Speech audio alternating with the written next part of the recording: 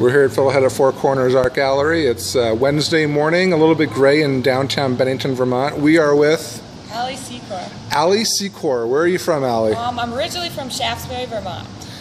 You went to Mount Anthony High School? I did. Graduated what year? 2007. Then you went to RPI? Yep. Graduated when? 2011. So why are you here today? I'm here to sell some of my awesome glass pendants. Right, you were here a few weeks ago and you brought us one that we bought, and the owner, Joel Lunsner, really liked them. We said, you know what, these are awesome, make us some more. It took a few weeks, but finally you did, and today you brought in 6. So which one do you have right here? This is the first one I've got here. It's just like a couple different colors. It's kind of made with different powders that are encased in clear. So it brings out the different colors. It's just got a black and a red and then some butterscotch on the outside. And this one is called? I can't remember, right? So how do you blow, you're a glass blower, how do you make that? It's made with just clear tubing and different colored powder, which is just like really fine grained glass rods, just ground up to like a dust essentially. And you roll the clear tube in the powder, and then you flip the tube so that the powder is actually on the inside of the clear. And it brings out those vibrant colors. And then when you're firing it, what is that process?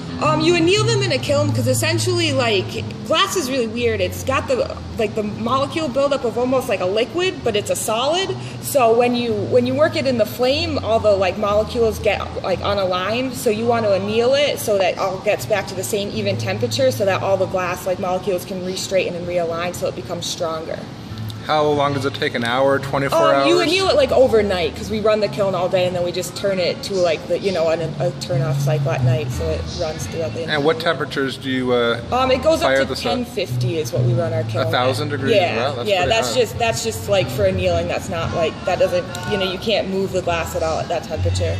So what are some of these other pieces you have? I got a couple other. This one's a honeycomb one, which was done on a clear tubing with colored dots that you implode into it and then flip it so that it pulls the depth out of it. Wow, this is all technical stuff that I don't understand, but it sounds pretty cool when you're doing it. All right, so what are the other 4? And these are all pendants, you wear them, and they're not too heavy. I've already picked some of them up. Yeah, why do you make these big pendants? These are different from heart necklaces and... I honestly haven't done too much with pendants, so I just kind of been trying to play with a few different techniques to see, what works and what looks good. This one's kind of similar to the last one, except it's sandblasted. Right, if you can see. So it's got a texture to it. Let's see if I can get this in focus here. You see those little designs there? Here, I'm going to move your hand. There you go. It's a little texture there. How do you get that? It's sandblasted, so I actually, all these, this clear section in here is covered with puff paint. And then I sandblast it. It's what mechanics use, just like an air, sand gun. Yep. And then you just sandblast it and then just wash the puff paint off.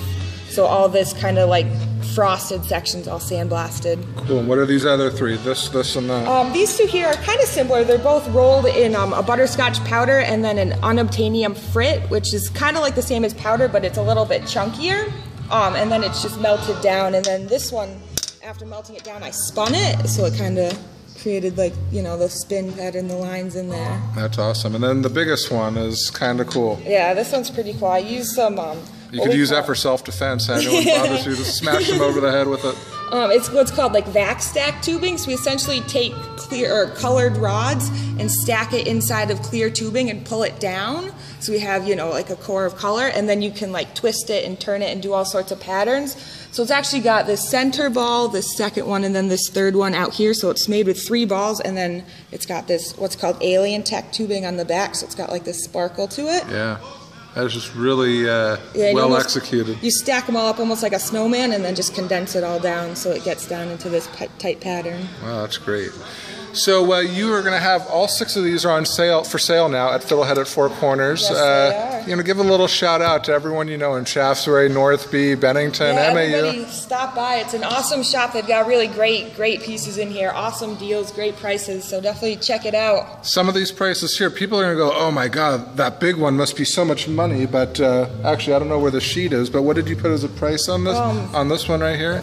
I'm asking 40. Yeah, 40 right there. I mean, that could be a $100 piece in some places, and Ali is asking for 40 bucks. So Really quickly, at MAU, you played field hockey. I played field hockey and lacrosse.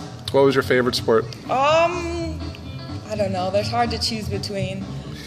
Now, one of the big reasons you're here, one coach in particular sort of gave a shout out to you. Who was that? The best coach ever, Thomas Otero. Why was he the best coach ever? Well, not only for hooking me up like this, but he was without a doubt, one of the best coaches I've ever had. He's an amazing guy for sure.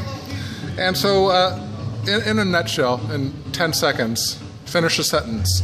Bennington is it's a great place. It's definitely got its ups and downs, but it's an awesome place for sure. It's definitely got a few cool places that are like holes in the wall you don't really know about. You got to definitely explore the town to know the great places here. Kind of like Fiddlehead at Four Corners. Exactly. All right, well, Ali Secor, Shaftsbury born and raised, MAU educated, RPAI graduate, professional glass blower at Prism Works in Troy, and Fiddlehead at Four Corners is now selling 6 of her pendants. So come and support Ali if you know her. She loves you, so show her you love her. Come check them out.